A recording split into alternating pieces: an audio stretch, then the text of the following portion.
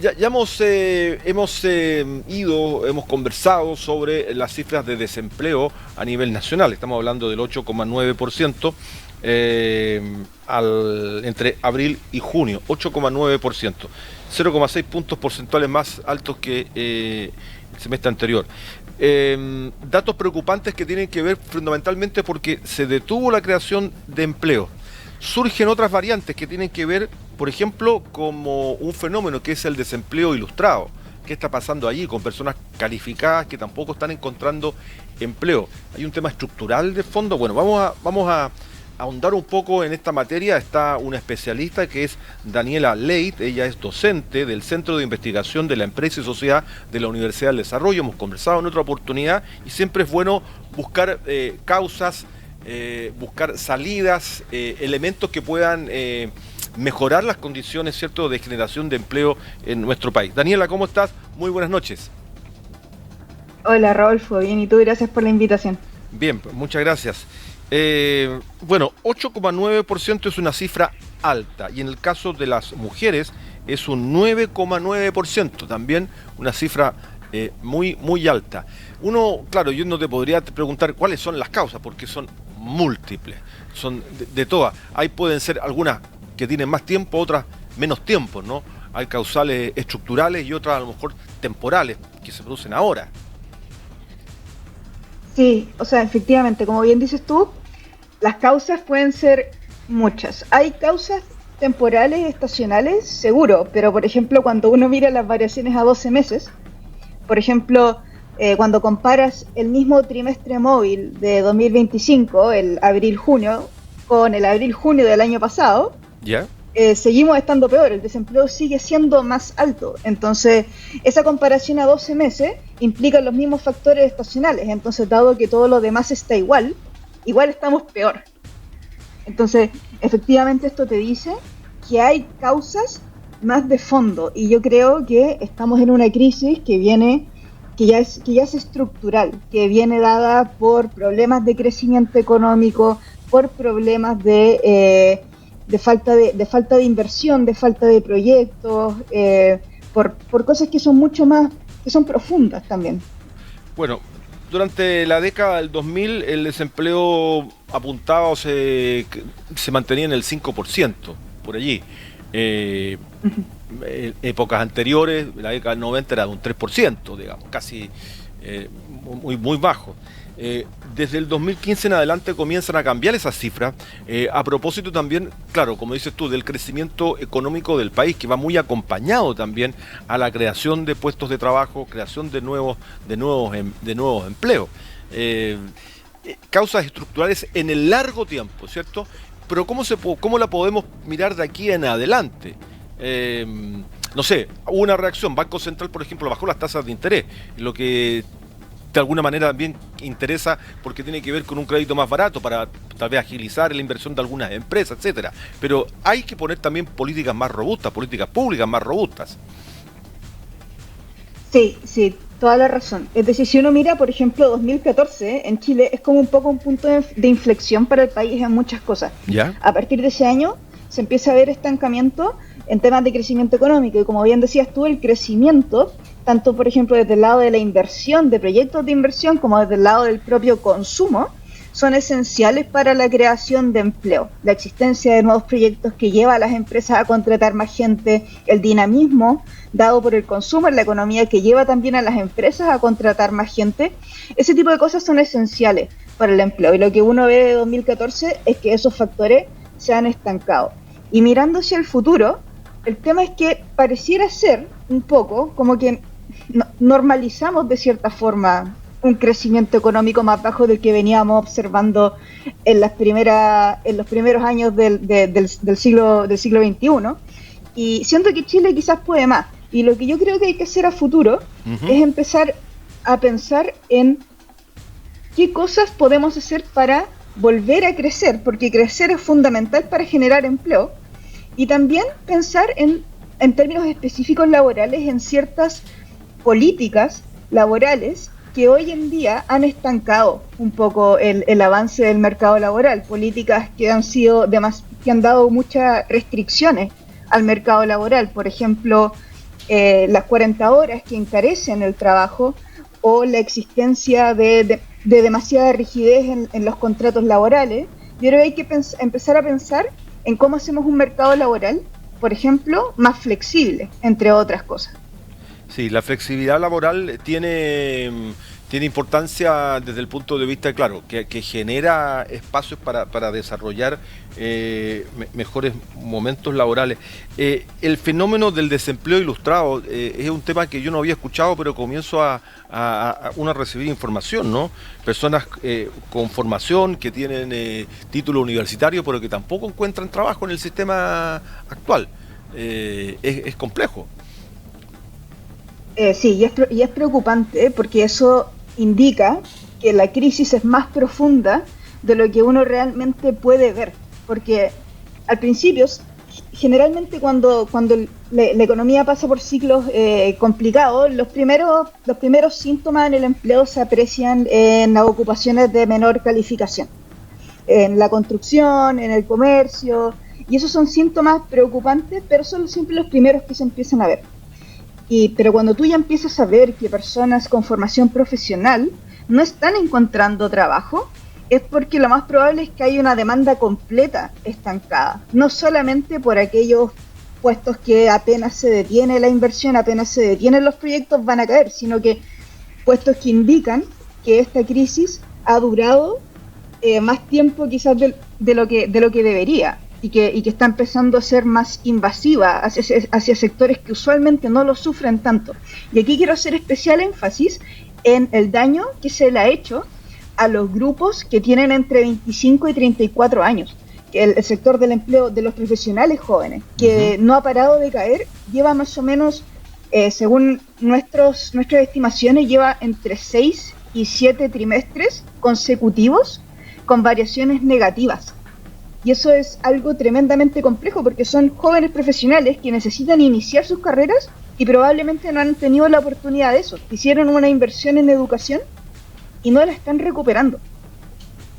O que también esos jóvenes se encuentran subempleados, o sea, que están trabajando en algo para sobrevivir y que en realidad no les corresponde por su preparación, por su grado de calificación estar en eso. Sí, efectivamente. De hecho, otra de las cosas que nosotros estudiamos es precisamente el subempleo, pero el subempleo entendido como el trabajar menos horas de las que tú realmente quisieras trabajar. ¿Ya? No necesariamente en el qué, sino que el cuánto. Pero eso igual es un síntoma, y de hecho precisamente para este grupo de personas que yo menciono, jóvenes profesionales, esa tasa de subempleo es muy alta. De hecho, el 40% de los jóvenes en ese rango de edad que trabaja a jornada parcial, 30 horas o menos, realmente no quiere trabajar a jornada parcial, quiere encontrar más horas, pero no puede. Y eso es peligroso porque al tú estar trabajando menos horas de las que realmente quisieras o estar en empleos para los que estás sobrecalificado, te lleva a ti también a deteriorar tus habilidades, porque es un proceso en el cual tú no estás usando todo lo que tú aprendiste. Y pueden pasar años que tú estés así. Y después eso a ti te inhabilita para asumir los puestos para los que realmente estabas preparado, porque estuviste años trabajando en algo en lo que requirió menos habilidades tuyas. Y es bastante desalentador y desmotivador haber trabajado, haberte preparado y no estar trabajando lo que a ti te gusta. Bueno, pasa a menudo. Vamos al caso de las mujeres. 9,9% es la cifra en el caso del desempleo femenino. Bueno, uno podría decir, claro, es un sector, por ejemplo, la construcción, mano de obra, absorbe más esa mano de obra varón. Lo de la mujer es distinto. A esa altura uno podría decir, claro, son servicios de hogar, que no todo el mundo lo va a hacer. ¿Qué pasa ahí con el fenómeno del empleo femenino? El empleo femenino es complicado. Siempre se ha visto que el empleo femenino es mucho más, sufre más que el empleo masculino. Es más difícil para las mujeres conseguir trabajo, salen del mercado laboral por tener hijos y le cuesta más reinsertarse, son más propensas al empleo informal, que en este tipo de crisis de mercado laboral también es mucho más sensible al desempleo. Los empleos formales son los primeros que se destruyen y la mujer tiene tasas de informalidad relativamente más altas que los hombres, por lo tanto las expone más. Y también hay otra cosa interesante, que si uno mira los datos del INE de la creación de empleos, ve que en las mujeres el número de ocupadas aumenta, por lo tanto se están creando empleos femeninos. Ahora, ¿por qué la tasa de desempleo femenina aumenta tanto?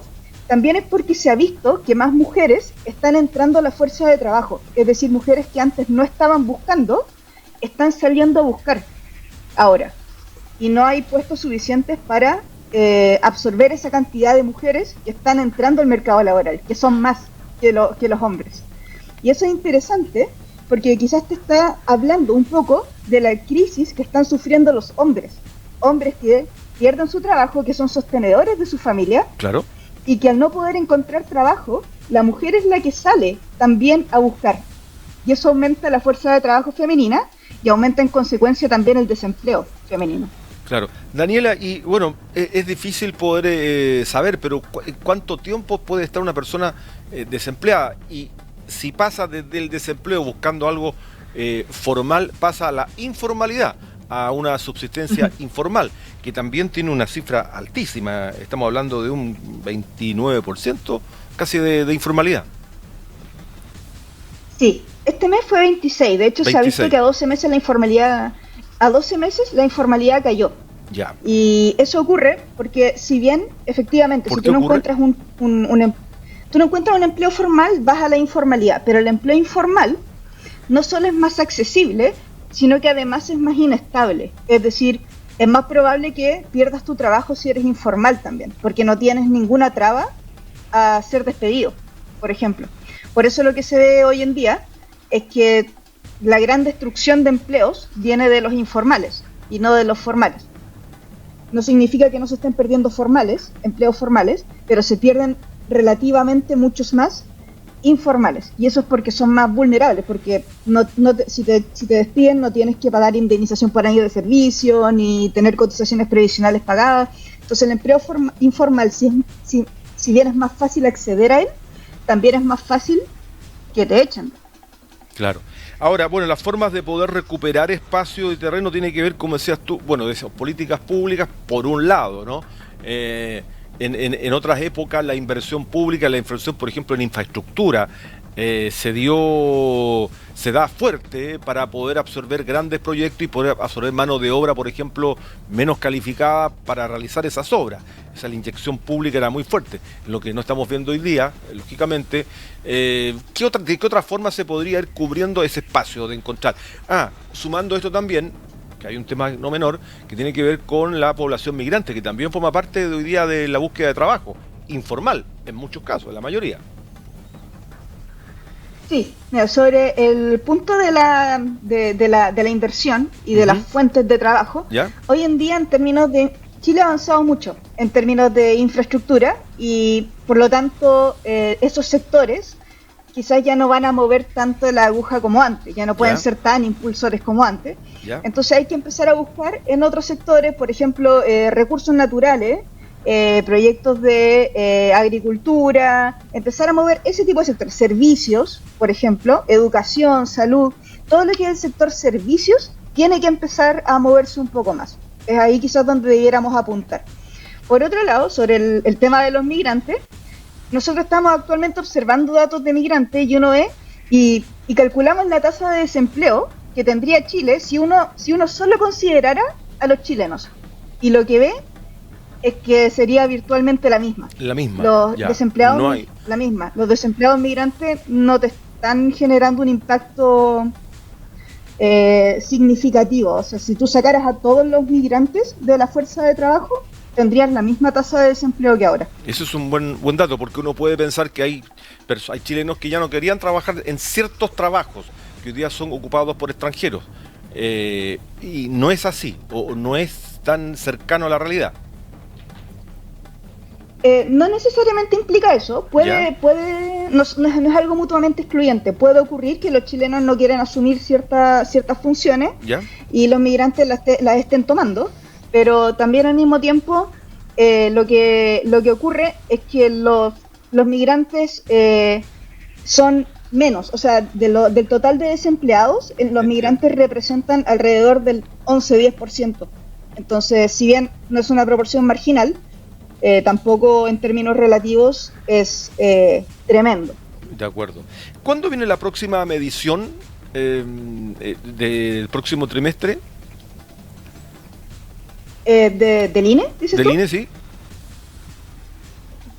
Generalmente los datos del INE se publican en los últimos 3 días de cada mes, entre el 28 y el 30. Entonces, sí. De acuerdo, de acuerdo. Bueno, sí, no estoy segura del día exacto. Sí, no, pero te digo que esta medición, bueno, estamos hablando, este es el último abril-junio, tendríamos que ir por ya, luego marzo-julio y etcétera, vamos viendo cómo va avanzando esa medición. Pero los datos van al alza, que es lo que más preocupa, y no hay no se aminoran, no hay una baja, ¿cierto? No se avisora, una baja, y no se avisora tampoco políticas o acciones o medidas urgentes que vayan a revertir la situación. Eso es lo que a mí más me preocupa. De hecho, se ve que quizás hasta avanzamos hacia una dirección contraria con ciertos proyectos que se están discutiendo. Sí, que tienen que ver con temas de empleo. Bueno, Daniela, agradecerte estos minutos por este contacto y esta explicación un poco más profunda. Nos interesa siempre conocer el trabajo de ustedes como centro de investigación de la empresa y sociedad, y a partir de allí poder ir buscando respuestas para un momento difícil desde el punto de vista de la generación de empleo y del trabajo para ciertos grupos de nuestro país. Muchísimas gracias, Daniela. Gracias a ti, Rodolfo, por la invitación. ¿Qué tal? Gracias. Buenas noches. Buenas noches. Ahí estábamos conversando con Daniela entonces, Daniela Leit, que ella es docente e investigadora del Centro de Estudios de la Empresa y Sociedad, a propósito de la tasa de desempleo que hoy día están llegando al 8,9% a nivel de nuestro país, y en la quinta región también con un nivel aún mayor, también por un tema estructural y desarrollo de servicios.